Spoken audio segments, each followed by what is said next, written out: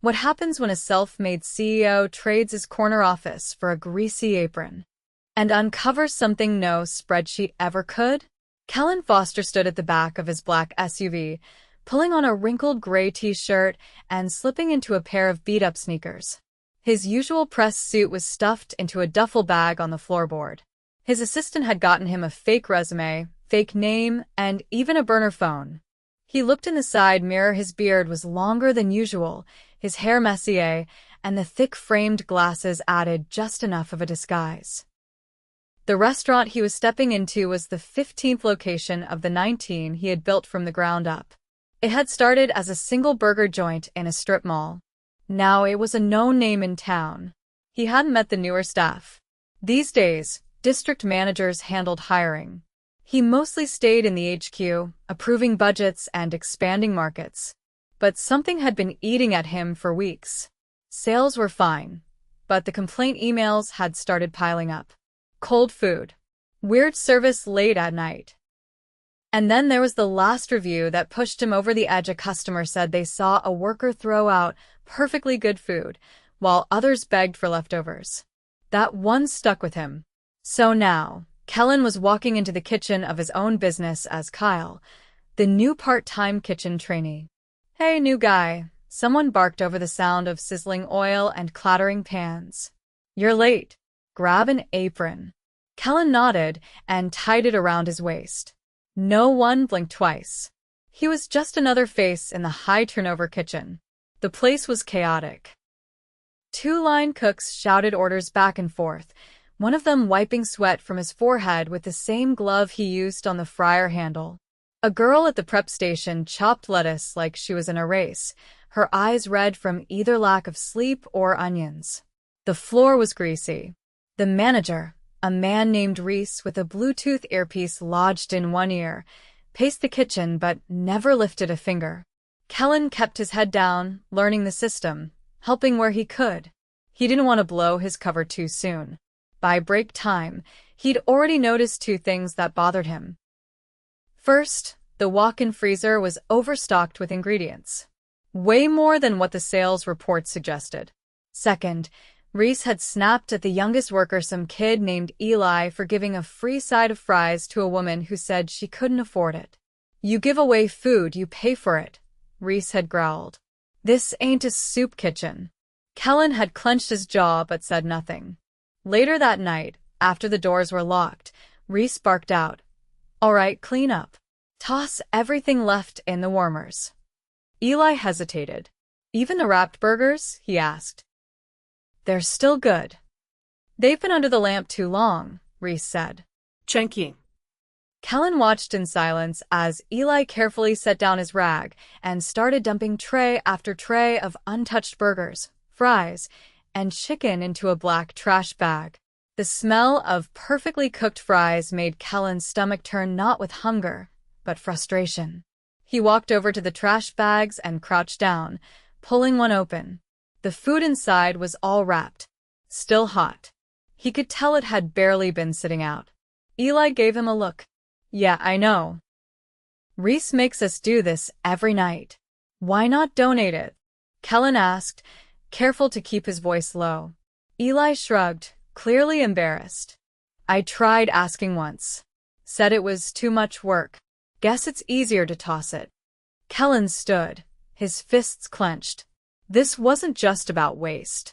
It was about values. He built this company with a mission-quality food, fair prices, and respect for people. All people. Somewhere along the way, that message had gotten lost. The next day, he came back for another shift. Same story.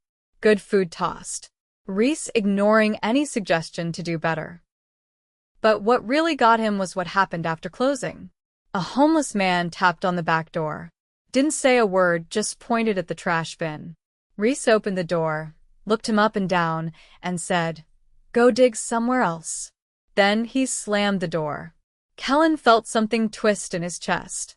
He'd seen enough. Tomorrow, he wouldn't be Kyle. Tomorrow, they'd meet Kellan Foster. Kellan stood outside the restaurant an hour before opening, this time in his usual clothes. Buttoned shirt, slacks, and a tailored wool coat. His breath fogged in the morning air as he stared at the building his building. The sun hadn't broken past the roofline yet, but the kitchen lights were on. He could already hear the low rumble of prep work starting inside. He stepped through the back door without knocking. Inside, the kitchen was quieter than the night before. Eli was slicing tomatoes at the prep table, earbuds in, head nodding slightly. A middle-aged dishwasher named Carla was loading trays without saying a word, her eyes hollow from a double shift. No one noticed him. That changed the moment Reese walked in from the front, holding a paper cup of coffee and barking, "Why the hell's the back door propped open?"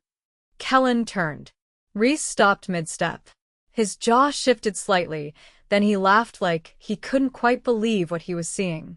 "You're kidding," he said. "You lost your apron or something?" Kellan looked him dead in the eye. I'm Kellan Foster. Reese blinked. "Sure you are. And I'm the mayor." Carla turned, her hands frozen in the dishwater. Eli pulled his earbuds out. Kellan pulled his ID from his coat pocket and held it up. The silence that followed was thick and immediate. Reese's smirk fell flat, his eyes darting to Eli, then back to Kellan. "You're serious? You run this location?" "I oversee the floor, yeah." "Not anymore, you don't," Kellan said. "You're done here. Get your things." Reese's mouth opened like he wanted to argue, but Kellan didn't give him the chance. "You've been wasting food, refusing to follow basic decency standards, and treating people like trash. I saw you slam a door in someone's face last night. I've seen enough." Reese looked around like someone might back him up. No one moved. "I didn't look, I was just following policy. I didn't write the rules about. There's no policy that says we throw out safe, untouched food because it's easier. There's no policy that says we ignore people in need. And there's sure as hell no policy that allows managers to disrespect their team and dodge responsibility." Kellan turned to Carla. "Could you watch the kitchen for a bit until the assistant manager gets in?" She nodded slowly. Reese was still standing there, jaw tight, fists clenched. "Security's already on the way," Kellan added. "Please wait out front." Without another word, Reese turned and walked out. Kellan turned back to the others. "I need 20 minutes. Then I'll explain everything." He stepped into the office, shut the door, and pulled up the internal reports. The inventory logs for this location didn't match the actual stock. There were bulk orders being made weekly that didn't reflect the customer volume. He bookmarked the records for auditing and stepped out. By the time he returned to the kitchen, the assistant manager, a soft-spoken woman named Rena, had arrived. She looked confused and nervous. Kellan introduced himself properly and asked everyone to step into the dining area for a quick meeting. "I'll keep it short," he said, standing near the register counter. "I've been undercover here the last couple days. I wanted to understand what was really going on." No one spoke. Eli looked like he wasn't sure whether to feel relieved or afraid. "I saw people working harder than they should have to. I saw food being dumped that could have helped someone. And I saw a manager who didn't care about any of it." He paused. "Starting today, that changes. First, this location is joining our surplus donation program. Every night, any food that's still safe and within temp will be wrapped, labeled, and given to a local nonprofit. I'll coordinate the logistics myself until we have someone trained." Carla raised a hand hesitantly. "Is that allowed? I thought there were liability rules." "It is. We've had the legal clearances for months. It just wasn't being used here because someone didn't want to do the paperwork." She nodded slowly. "Second, staffing. Rena, I looked at your schedule. You've been short 2 people for over a month?" Yes. "I've sent requests, but they kept getting denied." Those denials came from Reese. "I checked. I'll have 2 floaters assigned here temporarily by the end of the week. And if you know anyone reliable, we'll fast-track interviews. You shouldn't be running this place understaffed." Rena looked stunned. "Thank you." Kellan turned to Eli last. "How long have you been here?" 3 months. "You ever get training?" No. I just watched the guy before me. That ends today. You'll get proper onboarding. And, for what it's worth what you did, trying to give someone a little help? That's the kind of decision I want people making. Eli blinked hard and looked down at his shoes. Kellan didn't press it. Last thing, Kellan said. If you see something wrong, waste, mistreatment, anything, report it. If the manager ignores it, come straight to me. My contact's going up in the break room. No more excuses. The meeting ended quietly. No applause, no chairs. Just a slow shift in posture. People stood a little straighter. Carla wiped her hands on her apron and turned back toward the sink.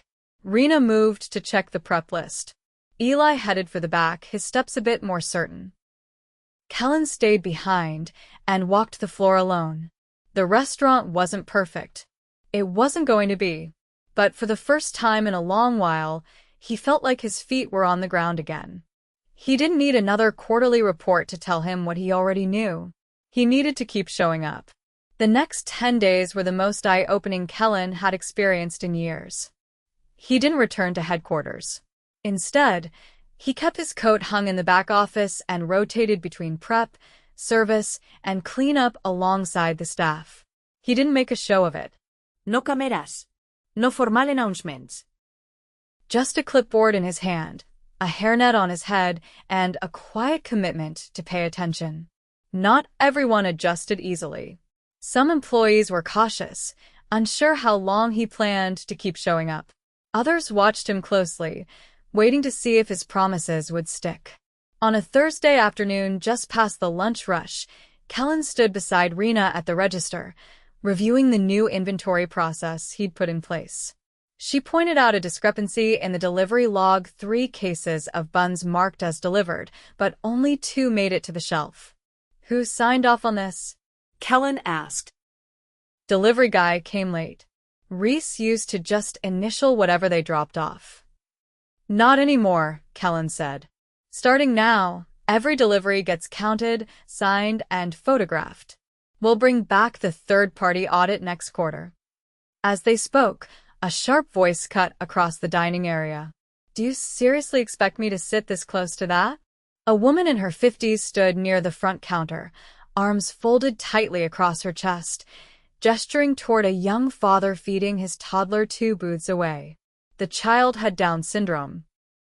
The man didn't respond, but his shoulders tensed as he held out a napkin to wipe the child's mouth. Kellan stepped forward. Is there a problem? He asked. The woman didn't lower her voice. Yeah. I want to eat my lunch without staring at that. He's got food all over his face. It's disgusting. The father froze mid-motion. Rena stepped out from behind the counter, but Kellan raised a hand gently. You're welcome to eat here like everyone else, he said steadily, but that comment doesn't belong in this restaurant. We don't tolerate that kind of behavior. She scoffed. So I have to stare at that while I eat? You're free to take your food to go, Kellan replied. But if you speak to another guest like that again, you'll be asked to leave permanently.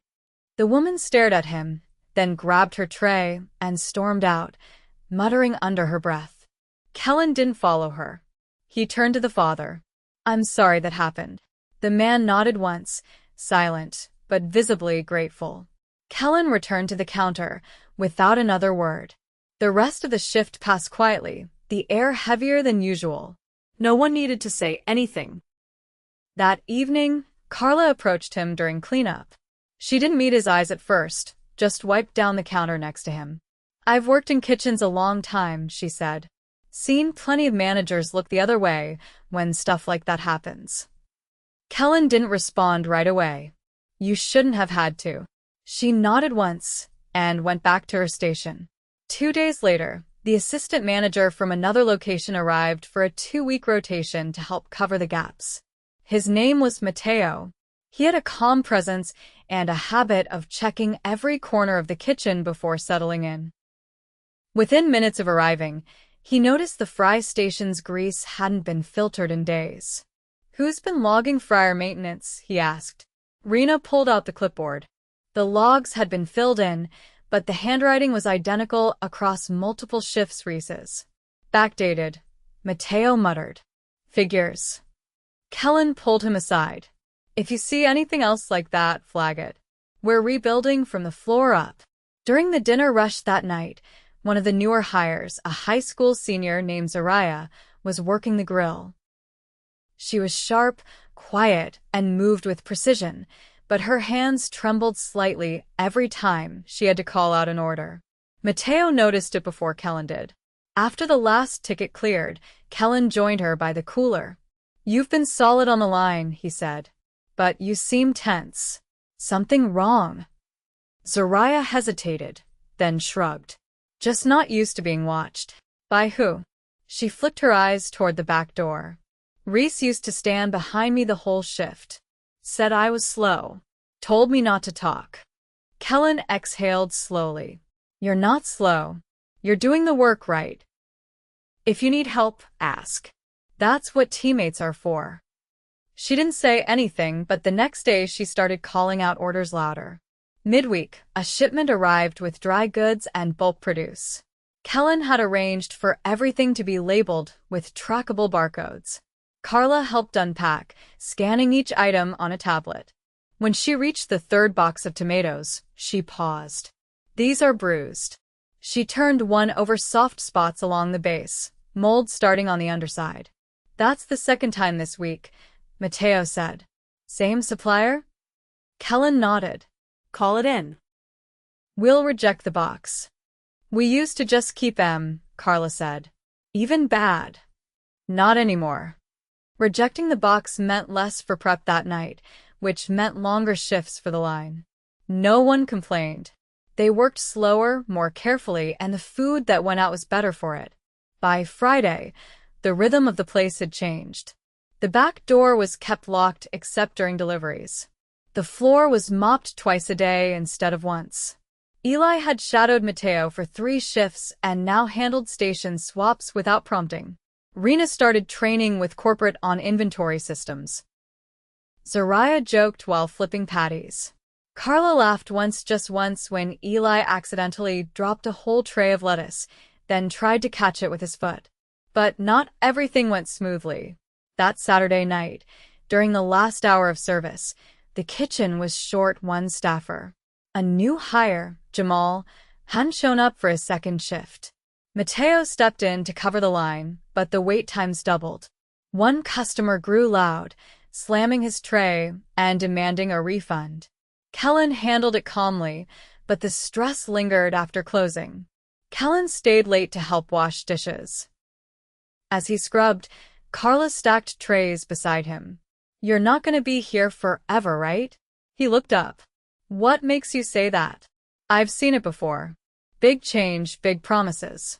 Then the suits go back to their offices. And the place slides back where it was. Kellan rinsed his hands and dried them on a towel. I'm not going back to the office until this place runs the way it should. And even then, I'll keep showing up. Random days. No warning. She gave a small nod, then turned back to her stack. On Sunday morning, Kellan arrived early. He unlocked the front door, brewed the first pot of coffee, and sat by the window with the profit and loss statements for the last quarter. The numbers were tight, but manageable. More importantly, the tip jar was fuller than usual. The receipts showed fewer refunds. The customer comment cards, once blank, now held notes in neat handwriting. Best fries I've had in weeks. Line cook smiled at my kid made her day. Place feels different lately. In a good way. Kellan read each one, folded them, and placed them in a folder he kept in his bag. At 10 sharp, the first customer walked in. A teenager. Hoodie pulled up, hands stuffed in his pockets. He ordered a burger and water, then sat down without speaking. Kellan watched from behind the register as Zariah brought the tray over, smiled, and said something that made the kid nod. Kellan didn't hear what it was. He didn't need to. The kitchen buzzed to life again behind him. Carla laughed softly at something Eli said. Matteo called out timestamps for the hold trays. Rena reviewed the schedule, pencil tapping against her clipboard. It wasn't perfect, but it was becoming a place people could be proud of. By the start of the third week, the rhythm of the kitchen had steadied, but the fatigue was still visible around the edges. The staff was doing better, more efficient, more confident, but the gaps left by Reese's mismanagement hadn't vanished overnight. Everyone was still covering more than they should have, and Kellan knew too well how quickly burnout could creep back in if he didn't move fast on structural fixes. Late Monday morning, he sat across from Matteo in the cramped back office, reviewing the hiring progress. They'd managed to onboard one new team member, a young woman named Imani, who previously worked in a food truck, but 2 applicants had dropped out just before their first shifts. "We're still short at least 2 for peak hours," Matteo said, rubbing his temples. "And Rena's been picking up close every other night." "Any luck pulling floaters from the other locations?" "Only for afternoons. No one's free for nights this week." Kellan leaned back, eyes on the staffing chart. All right. "I'll take closing tomorrow. Give Rena a break." Matteo didn't argue. He just nodded and stood to get back to the floor. That night, Kellan stayed long after the last customer left, helping Imani and Zoraya with deep clean. Imani moved with speed and purpose, wiping down the fryer assembly while keeping an eye on her timer for the sanitizing soak. She didn't speak much, but when she did, her words were sharp and precise. As Zoraya swept under the prep tables, she glanced over. "You always stay this late now." "Only when I'm needed," Kellan said, crouching to check the base of the soda machine for leaks. "You planning on making me unnecessary?" She grinned faintly and kept sweeping. By Wednesday, the first batch of donation pickups had started. The nonprofit van arrived at 9:45 p.m. sharp. Carla handled the handoff without instruction. The driver, a middle-aged man with a quiet voice and a clipboard, thanked her and left without lingering. Within minutes, the back door was closed and locked again. The next morning, Kellan received a message through his internal contact system, a short note from a worker at a different location, tipping him off about another store where food was being trashed despite being marked for donation. He made a note to follow up, but his focus stayed on the current store. If the fix wasn't solid here, nothing else would hold. Around lunchtime, a corporate rep named Dana arrived unannounced. She wore a sharp blazer and carried a tablet under her arm. "Walk through," she said, as she met Kellan by the back sink. "Your request for equipment upgrades came through. I need to see what we're working with." They moved through the line station by station. Dana made notes, but said little. When they reached the freezer, she paused. "Your cold storage levels are still above average for this volume." "I flagged that in last week's report," Kellan said. "Some of the overordering patterns from Reese's time haven't cleared out yet. We've started returning excess stock." Dana nodded once. "And the labor hours?" "You're still over budget." "Deliberately," Kellan said. "The team's rebuilding. If we cut now, we'll lose the momentum." Dana hesitated, then tapped her screen. "Understood. But you'll need to normalize within the next 6 weeks, or corporate's going to step in." "Then I'll make sure we're ready by 5, Kellan said.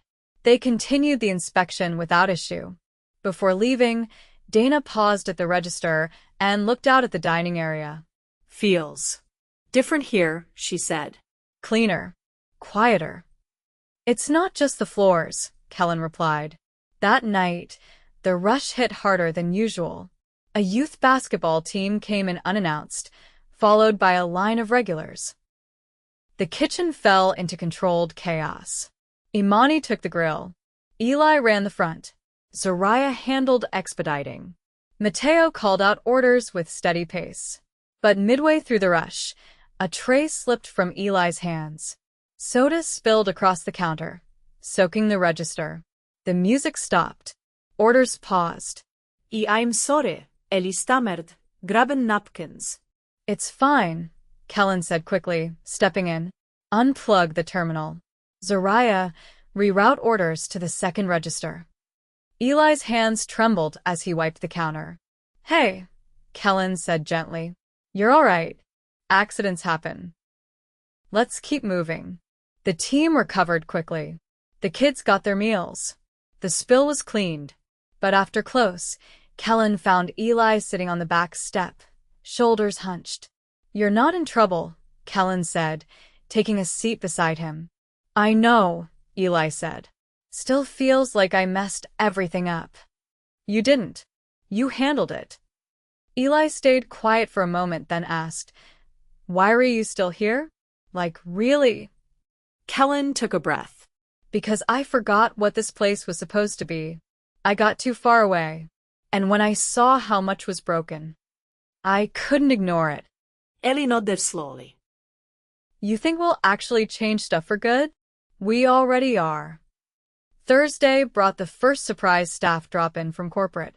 A regional compliance officer named Lorne arrived with a checklist and a clipboard.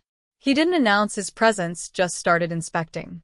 Kellan watched from the kitchen doorway as Lorne checked hand-washing stations, food temps, and safety logs. At one point, he pulled Carla aside and asked how often the staff received breaks. "Twice per shift if we're fully staffed," she answered. "One if we're not. But we rotate, so nobody's running empty." He scribbled a note and moved on. After the inspection, Lorne approached Kellan. "Place is running clean. But you're pushing your margins." "I know," Kellan said. "And I'm fine with it for now." Lorne studied him. "Just don't burn them out trying to prove a point." Kellan didn't answer. He didn't need to. That night, after the last ticket was closed, Kellan gathered the team in the dining area. "I've got some news," he said. Corporate approved the extra staffing budget through the end of the quarter. Starting next week, we're bringing in 2 more hires. You'll all be getting your full breaks. A few quiet cheers broke out. Rena looked visibly relieved. Even Carla cracked a faint smile. "And starting next month," Kellan continued, "this location will pilot the mentorship initiative. That means if you're interested in moving up into training, management, or corporate, will help you get there." Soraya raised an eyebrow. "Even me?" "Especially you," Kellan said. "We need people who care about doing things right." The room fell into a calm silence. Not stunned, more like steady recognition. The shift was real now. Not just words. Not just promises. The next morning, Kellan arrived early. No clipboard. No laptop. Just a cup of black coffee and a quiet seat by the window. The breakfast crew moved without needing direction. Imani trained a new hire on the flat top. Carla was already prepping trays. Eli walked in with his apron folded neatly under one arm. Kellan watched the team work, his hands resting on the table. He didn't need to step in. Not today. He stood, walked to the back, and pulled the laminated contact sheet off the wall. In its place, he pinned a new one updated with a full donation partner list, a new emergency support line, and a note at the bottom. Every person matters. Every shift counts. Speak up. Show up. We'll back you. He stepped out onto the floor one last time, nodded at Mateo, and headed for the door. No applause. No send-off. Just the quiet hum of a kitchen running right. Exactly the way it should.